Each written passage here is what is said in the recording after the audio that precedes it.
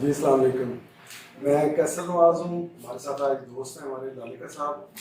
آج ہم بات کریں گے یہ جو موجودہ صورتحال ہے اسد دور کی پیش رفت کے بعد اس کی جو پٹائی وغیرہ کسی نے کی ہے قابل ذمت فعل ہے, اور اس کے بعد احمد میر صاحب نے اور اسد دور اور کافی دوسرے جو صحافی ہیں انہوں نے ملکی اداروں کے خلاف پروپیگنڈا مہم شروع کی تھی.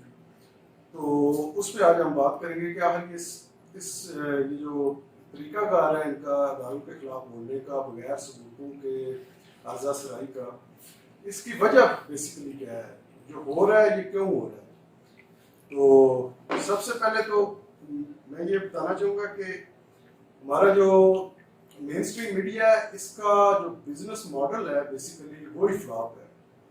وہ اس وجہ سے فلاپ ہے کہ وہ سسٹینیبل نہیں ہے.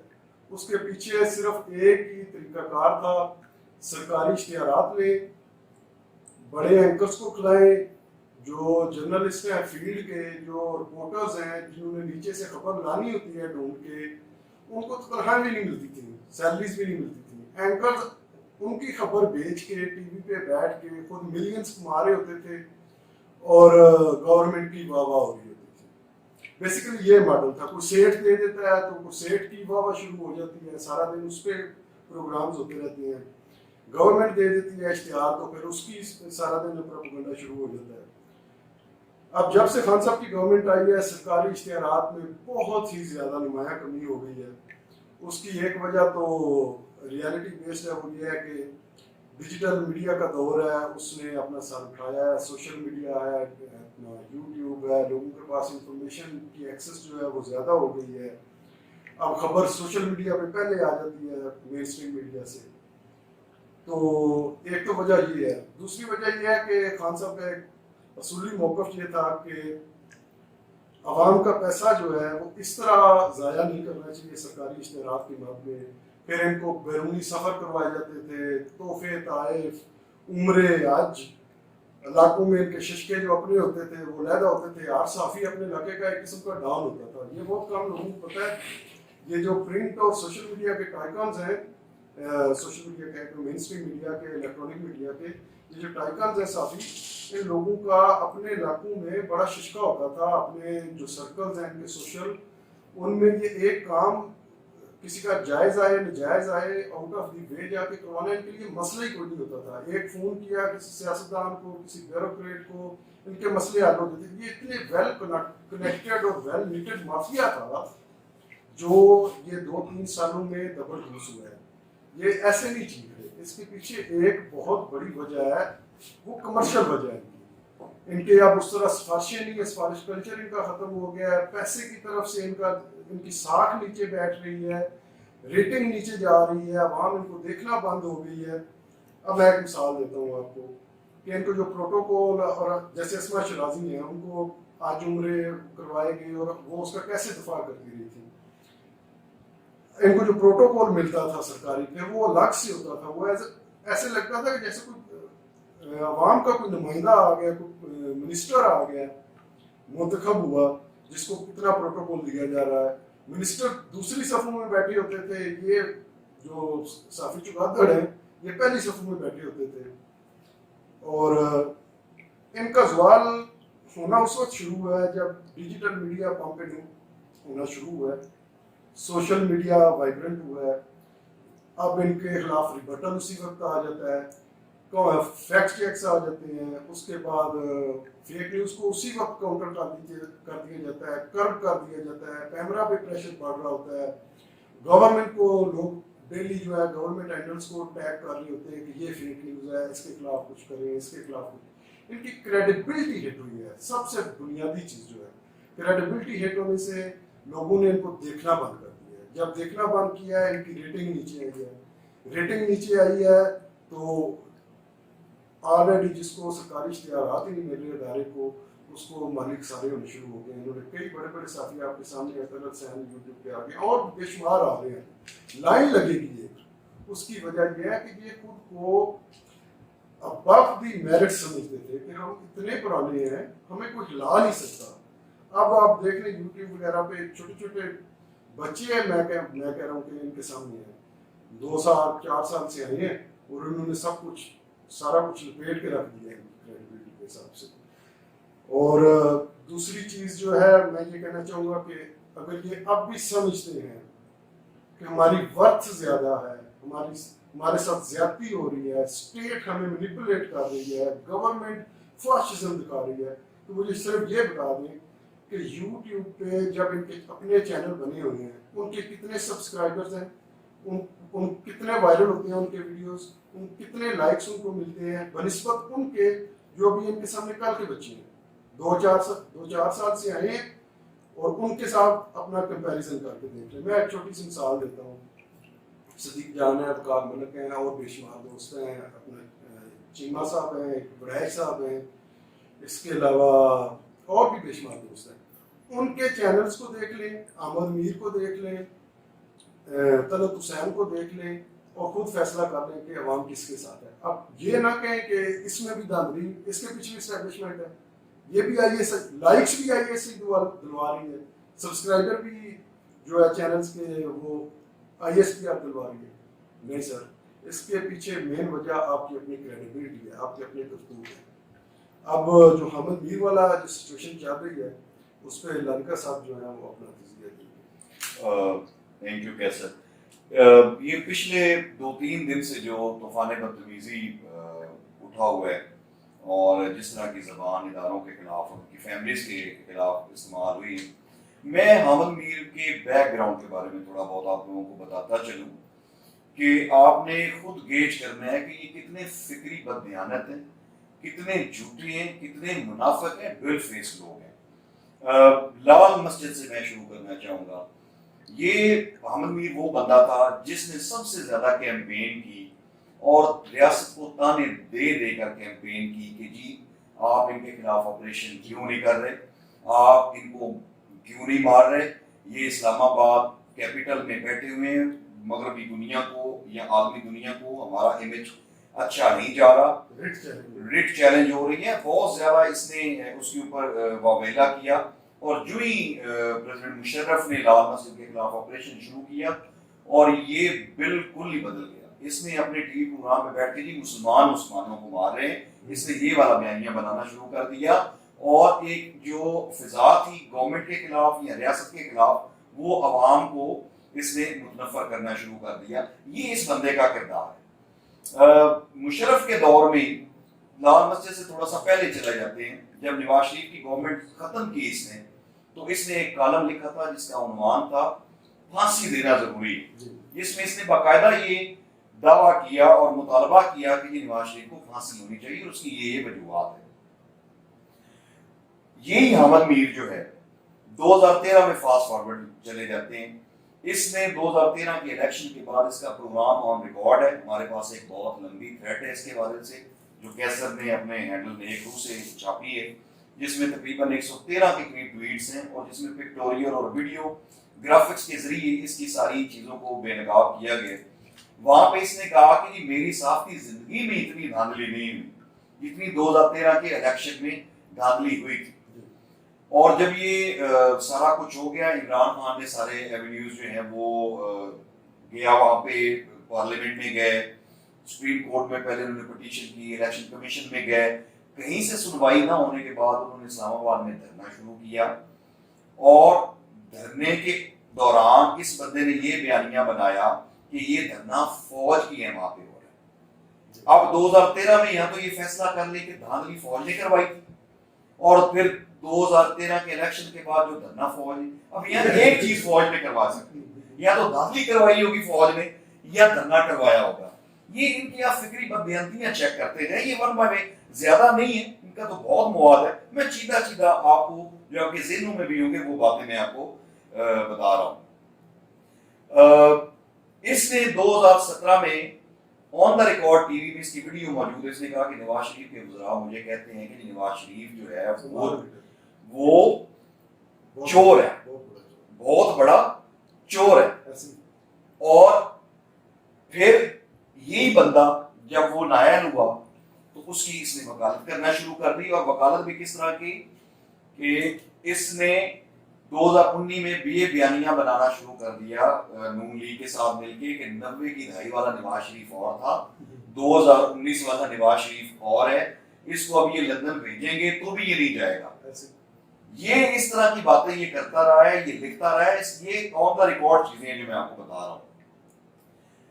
پھر جب نواز شریف نے باہر جانا تھا تو اس کی انہوں نے وکالت کی, اس کے ساتھ اور بہت سارے صحافیوں نے وکالت کی, اور اس کا بیان آن ریکارڈ موجود ہے, اس کی ویڈیو موجود ہے کہ وہ واپس نہ آیا تو میں سب سے زیادہ شور کروں گا. 4 ہفتے بعد واپس آئے. تو آج تک اس بندے کے منہ سے اس بارے میں کوئی لفظ نہیں نکلا. یہ اس طرح کا خائن آدمی ہے, فکری بددیانت بندہ ہے یہ. مولانا کا دھرنا آ جاتا ہے جی اسلام آباد میں. مولانا اس نے کہا کہ نون لیگ کے اتنے ورکرز آئے ہیں مولانا کا ساتھ دینے کے لیے کہ مولانا کو اسلام آباد بیٹھنا پڑے گا, کیونکہ نون لیگ والے اس کو بٹھائیں گے, اتنی عوام اور خلقت وہاں پہ خدا کی مخلوق جمع ہو جائے گی. پھر اس نے کیا کیا کہ اس نے اگلے دن جو اس کا مسلح ونگ ہے جمعیت علماء اسلام کا, انصار الاسلام, اس کی خاکی رنگ کی وردی پہن کے ان کے دھرنے میں گئے, اور وہاں پہ اس نے یہ کیا کہ کہا ہے, اور یہ بھی اس کا بیان ریکارڈ پہ موجود ہے کہ جی اب بات ایک استعفے سے آگے بڑھ چکی ہے, اب 4 استعفے آئیں گے کہ صدر بھی جائے گا, وزیر اعظم بھی جائے گا, آرمی چیف بھی جائے گا, چیف جسٹس سپریم کورٹ بھی جائے گا, چیف آف آرمی اسٹاف بھی جائے گا, کہ یہ سارے لوگ جائیں گے. نظام ہی پورا جو ہے وہ لپیٹنے کی اس نے بات کر دی. اچھا, نون والے اس دھرنے میں پہنچے نہیں ہیں, ساتھ ہی اس نے یو ٹرن لیا, انہوں نے کہا جی ایک مولانا اکیلے کافی ہے, اور کسی بندے کی تو وہاں پہ ضرورت بھی نہیں. اسی دن رات کو مولانا کا انٹرویو اس نے کہا کہ ہمارا تو عمران خان کے استعفے کے علاوہ کوئی مطالبہ ہی کوئی نہیں ہے. یہ اس طرح کے فکری بددیانت اور خائن لوگ ہیں. یہ جھوٹے لوگوں کی آپ ذرا سنتے ہیں, شر پسندی. اچھا, جب اس کو یہ پتا چلا کہ یہ دھرنا تو ناکامی کی طرف جا رہا ہے, اس سے تو حاصل رسول کچھ نہیں ہو رہا, ساتھ ہی اس نے اگلے دن ایک اس نے ٹویٹ بھی کیا اور پروگرام اس نے کہا کہ جی معاملہ افہام و تفہیم سے حل ہونا چاہیے, ان کو آپس میں لڑنا نہیں چاہیے, دھرنے والوں کو اور حکومت کو سیاستدان آپس میں بات چیت کے ذریعے مسائل حل کرتے ہیں. یہ آپ اس کی ذرا اس بندے کی آپ ذہنیت چیک کریں. مطلب کوئی بندے میں شرم اور غیرت نام کی چیز ہوتی ہے. ہم بھی اپنے ٹویٹر ہینڈلز کے اوپر کچھ باتیں لکھتے ہوئے تھوڑا بہت سوچتے ہیں کہ یار کل کو ہمیں کوئی آ کے اس کا ریبٹل دے گا تو ہم کیا کریں. دلیل ہونی چاہیے بندے کے پاس, کو بندہ بات کرے. اچھا, پھر مونسون کا سیزن تھا, پاکستان گورنمنٹ نے نواز شریف کو واپسی کے لیے حکومت برطانیہ کو خط لکھ دیا کہ ہمارا ایک اشتہاری بندہ آپ کے پاس موجود ہے, علاج کی غرض سے گیا تھا 4 ہفتوں کے لیے, وہ واپس نہیں آ رہا, آپ اس کو واپس کریں. تو اس نے ایک ٹویٹ ڈالا اور اس نے پروگرام میں بھی کہا, اور پورا بلکہ پروگرام اس لائن پہ کر دیا کہ کیا اس وقت کراچی کو سیلابی پانی سے بچانا ضروری ہے یا نواز شریف کو یو کے سے لانا ضروری ہے. اب انہیں یہ بتایا کہ ان دو باتوں کا آپس میں کوئی تعلق, کوئی واسطہ تو بنتا ہے. کہاں نواز شریف کو یو کے گورنمنٹ سے واپس لانے کی بات ہو رہی ہے, کہاں کراچی کی مونسون کی ہوائی, وہ ایک لیگل پروسیجر ہے, اس کے اوپر بات ہو رہی تھی. مطلب یہ اس طرح سے چیزوں کو مینوپولیٹ کرتے ہیں, انٹرلنک کرتے ہیں آپس میں, عوام بھولی ہوتی ہے. یہ ان کا ایکسس ہے لوگوں کو گھروں کے اندر, کہ ان لوگوں کو یہ کوئی شرم نہیں ہے کہ جو بیچارے گھروں میں لوگ بیٹھے ہیں ان کا یہ ذہن خراب کرتے ہیں.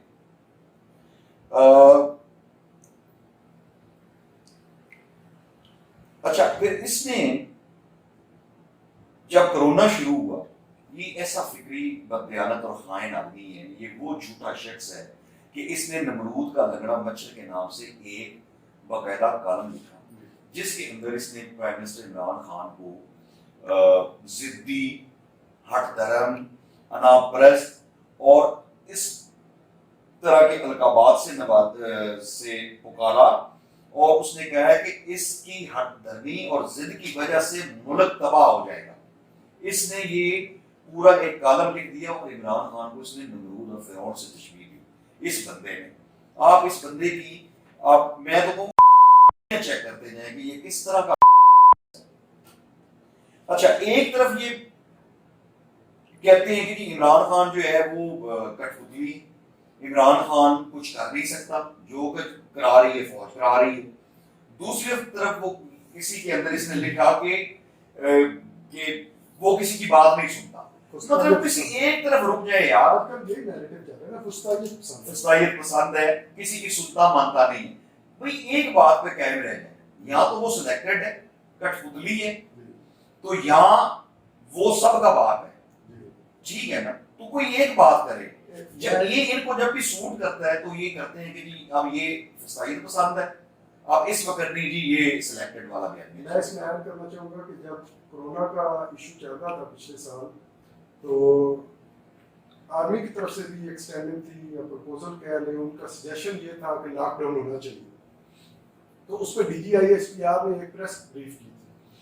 اس کے فوراً بعد یہ جتنی لاٹ ہے نا صحافیوں کی, میں تو ان کی صحافی کہتا نہیں لفافے کہتا ہوں ویسے, ان سب نے ٹویٹ کیا کہ اس میں پریمیئر شپ والی کوالٹیز ہیں اس جرنیل میں. جنرل بابر صاحب نے کہا, جنرل بابر صاحب میں پریمیئر شپ والی کوالٹیز ہیں, لیڈرشپ والی کوالٹیز ہیں, عوام کا سوچتا ہے, یہ ہے وہ ہے, بڑی سمجھ ہے اس میں. یعنی اس وقت وہ ڈکٹیٹرشپ پسند ہے, اس وقت عوامی نمائندہ نہیں پسند. جب خان صاحب نے ڈیسیجن لیا کہ میں لاک ڈاؤن نہیں کروں گا, تو اس وقت وہ فسطائیت پسند ہو گیا, جس کو 2 سال سے 3 سال سے یہ لوگوں کو سیرپ بنا کے پلا رہے ہیں کہ وہ کٹپتلی ہے آرمی کا. وہ آرمی کی بات نہیں مان رہا, وہ اپنا ڈیسیجن لے رہا ہے اور آرمی اس سے ایگری کر رہی ہے. بیسیکلی یہ لوگ عوام میں جو کم پڑھا لکھا طبقہ ہے اس میں جو ان کا ووٹر ہے اس میں یہ چورن بیچتے ہیں کہ یہ کٹپتلی ہے. ان کو اندر سے خود پتا ہے کہ جو اسٹیٹ ہے وہ بالکل بائنڈ ہے. عمران خان پرائم منسٹر جو ہیں اور جو ملکی ادارے ہیں سلامتی کے, وہ ایک پیج پہ ہیں.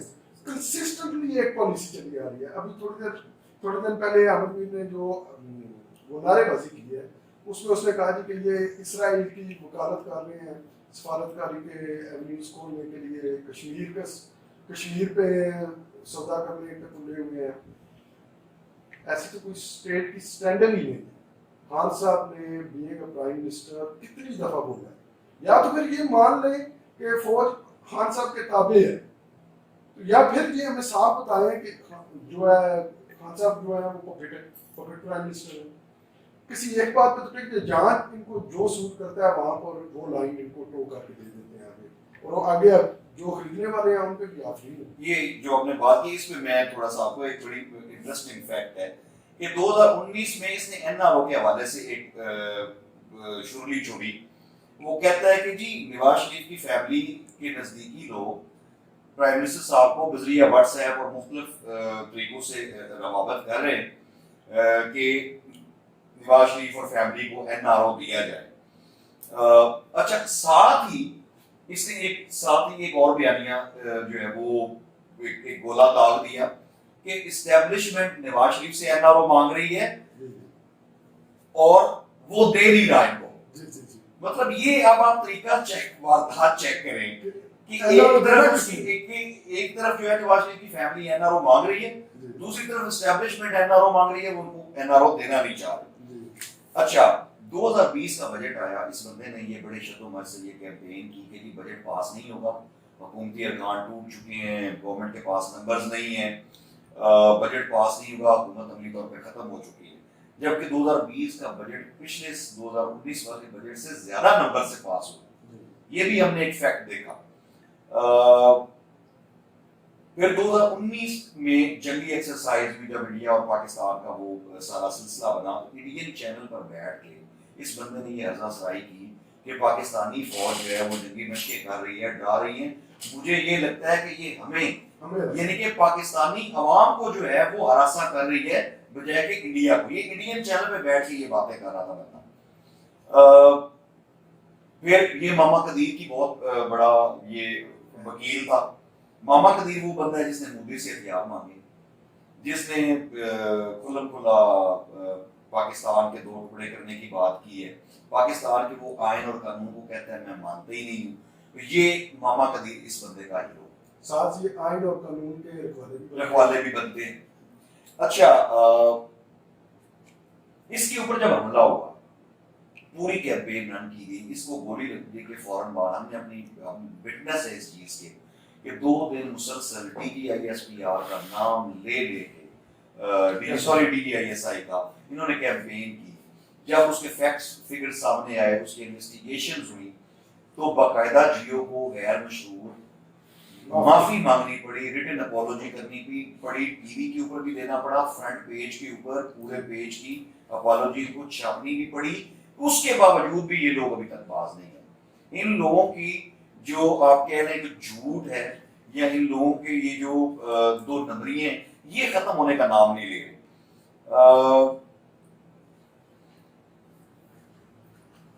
اس وقت بھی حملہ کسی اور طرف ہوا, جو کہ ابھی بعد میں بات پتہ چلی ہے کہ اس کو کوئی مینگل ہیں جو کہ پاکستان کے بھی خلاف ہیں, باہر ہوتے ہیں, انکنفرمڈ ہے, لیکن ان کے لوگوں نے اس کے اوپر کیا تھا. ابھی جو ریسنٹ ایپیسوڈ ہوا ہے, اسد پور کوئی صافی نہیں, کوئی اس کا کوئی کیلیبر نہیں, وہ بھی ایک ان کی جو آپ کہہ رہے ہیں کہ ان کا جو ارینجمنٹ ہے اس کے اندر وہ ایک پرزہ ہے, اور وہ پرزہ ایک کیس تھا ایک فاضل جج صاحب کے خلاف, اس کے حوالے سے پھر وہ لائم لائٹ میں آیا, یہ ساری چیزیں ہوئی. اب اس کے اوپر حملہ ہوتا ہے اسلام آباد کے اندر, اس کو چند لوگ مار پیٹ کے چلے جاتے ہیں, وہ بھی الزام ایجنسیوں پہ لگاتا ہے, یہ پیچھے سے آ کے یہ بھی الزام. اور جس طرح کی لینگویج اور گفتگو اس نے کی ہے, یہ کسی بندے کو زیب ہی نہیں دیتا. میرے بارے میں, میری فیملی کے بارے میں کوئی بندہ اس طرح کی بات کرے, میں یقین کریں اس کی آنتیں نکال دوں.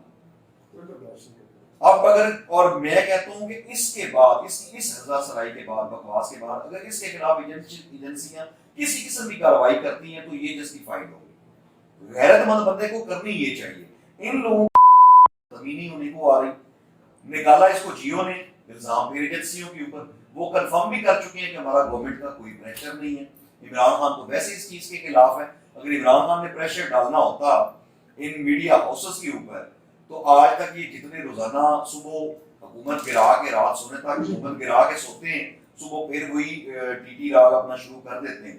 تو وہ عمران خان تو حکومت تو کچھ بھی کر سکتی ہے. عمران خان تو ان کو سانس نہ لینے دیتا اگر اس کا دل چاہتا. نواز شریف کر چکے ہیں. نجم سیٹھی جو ابھی اس کا بڑا وکیل بنا ہے, اس کو جوتے پڑوائے.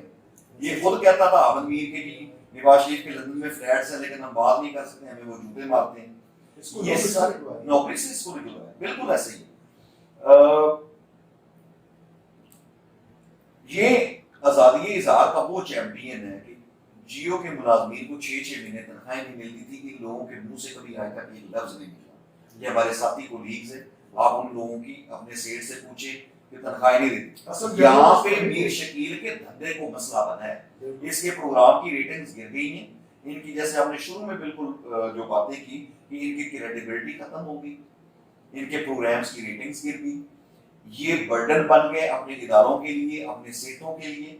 پھر جو ریاست اور ریاستی اداروں کے خلاف اس طرح کی گھٹیا اور گندی زبان استعمال کی اس نے, تو ظاہر ہے میر شکیل نے تو خود ایک دفعہ آن ریکارڈ نے کہا تھا کہ بھائی میں نے صحافت نہیں کرنی, میرا دھندا ہے یہ. تو اس نے تو اپنے دھندے کو پروٹیکٹ کرنا ہے. وہ ایک بندہ جس کی ریٹنگ گر گئی اس کو کیوں لے کے آئے گا؟ پھر صرف ریٹنگ کی بات نہیں, کریڈیبلٹی کی جہاں تک بات ہے, جو آپ نے شروع میں یوٹیوب کا بھی ذکر کیا, یوٹیوب کے اوپر بھی ان کو لوگ دیکھتے نہیں. جو ینگ یوٹیوبرز ہیں ان کو زیادہ لوگ دیکھ رہے ہیں. ہاں اگر کریڈیبل ہیں اتنے اور یہ سمجھتے ہیں کہ ہمارے سے خلاف سازش ہو رہی ہے تو پھر یوٹیوب پہ لوگ کیوں نہیں دیکھتے؟ بالکل ایسے ہی. اچھا جیو پہ بیٹھا ہے یہ حامد میر, کس کا بیانیہ اور ہے, یہ کسی اور پروگرام میں گیا ہے ان کا بیانیہ اور یہ ایک نہیں ہے, اس کی قبیل کے اور بہت سارے لوگ ہیں جن کا وتیرہ ہی یہ ہے, جن کا کام ہی یہ ہے کہ لوگوں کو مس گائیڈ کرنا, عوام کے ذہنوں میں شکوک و شبہات پیدا کرنا, زہر بولنا. ہم دونوں کا گاؤں سے تعلق ہے. گاؤں میں اردو اخبارات ہوا کرتے تھے, ساری زندگی اردو اخبارات پڑھتے رہے. 2000 میں لاہور آئے, یہاں پہ آ کے کچھ انگلش اخبار سے شغف ہوا, کچھ پڑھنا شروع کیا. پہلے جب وہ پڑھا تو پتا چلا کہ جی اردو والے تو جی یہ تو ہے ہی 2 نمبر لوگ, یہ تو پروپیگنڈا کرتے ہیں.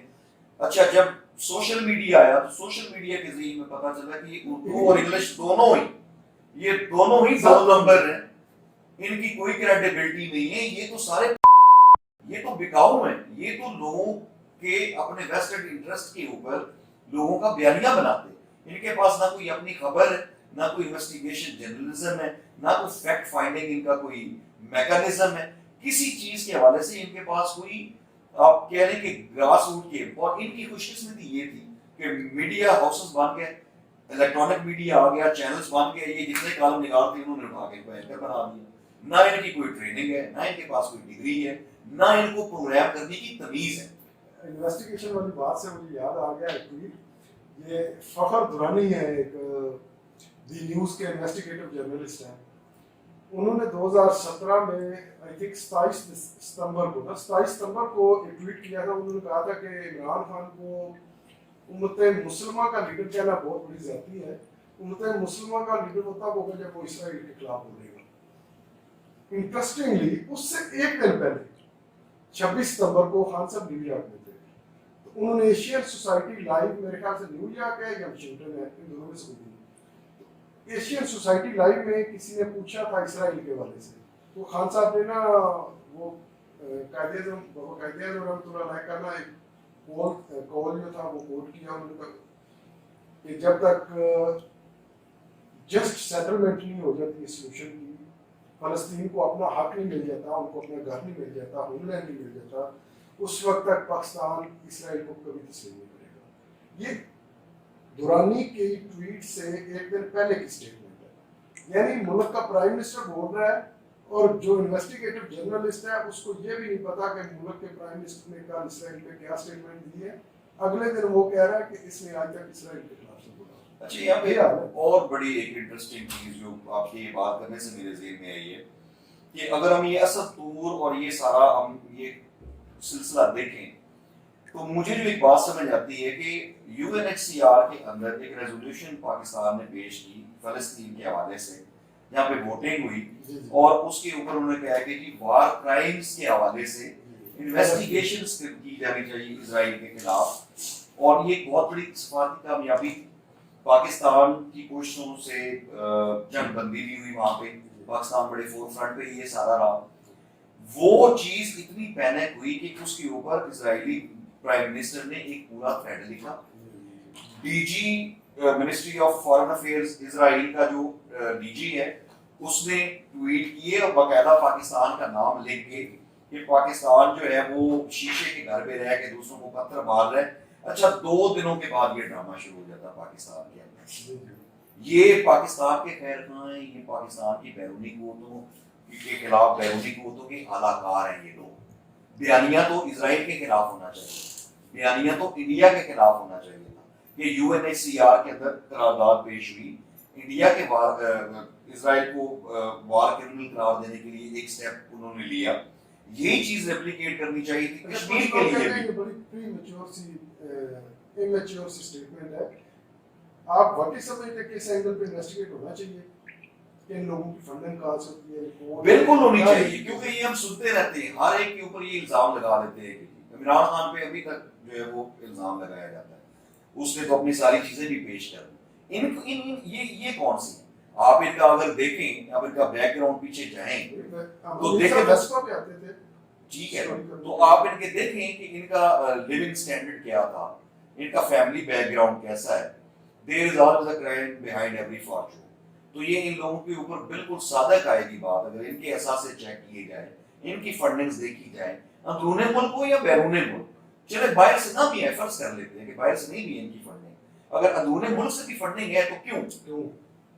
آپ ایک ادارے کے لیے کام کر رہے ہیں, آپ ایک ادارے کے علاوہ اچھا حکومتوں سے انہوں نے لی, انہوں نے پلاٹس لی ہیں, انہوں نے گاڑیاں لی ہیں. جو شروع میں ہم نے ایک بات کی تھی نا کہ ان کی جو وہ یہ ڈار بنے ہوئے تھے, ان کی وہ بدماشیاں ختم ہو گئی.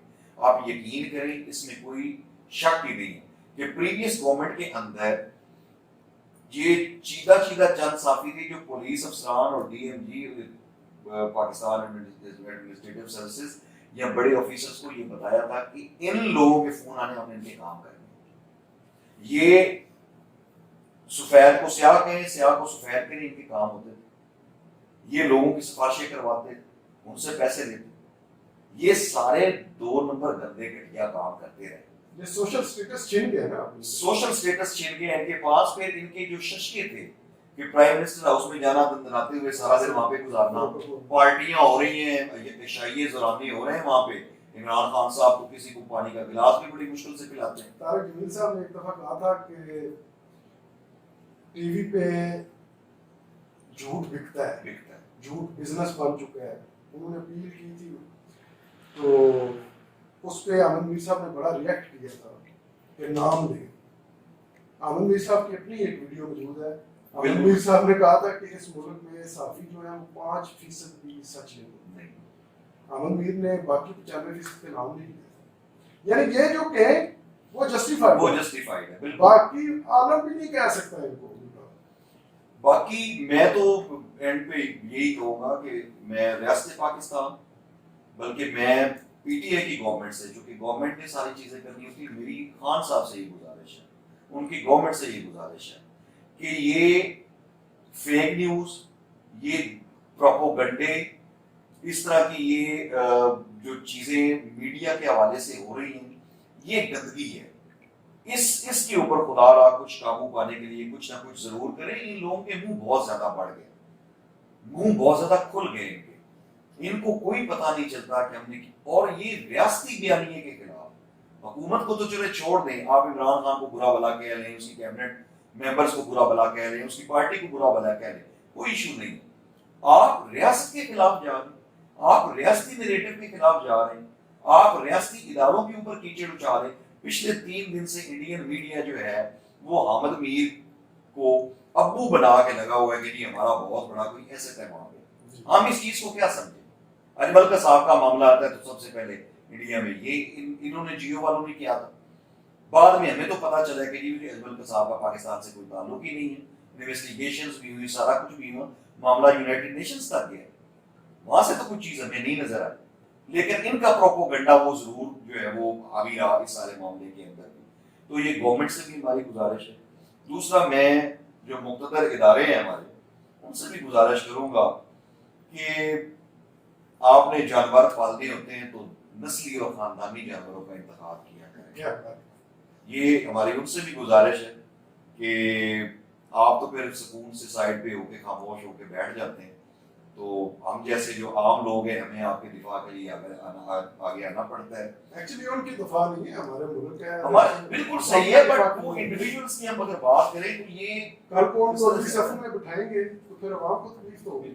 اب بھی ہم کہتے ہیں کہ اب بھی اگر آپ کا دل نہیں بھرا تو کل پھر ہیلی کاپٹر میں بٹھا کے ان کو ساتھ لے کے جائیے گا, ان کو فرنٹ رو میں بٹھائیے گا, ان کو اپنے زرانوں پہ, شائیوں پہ, شادیوں پہ بلائیے گا, عوام آپ سے بہت خوش ہوگی. آئی ہوپ کہ اس دفعہ یہ چیزیں منطقی انجام تک پہنچیں گی.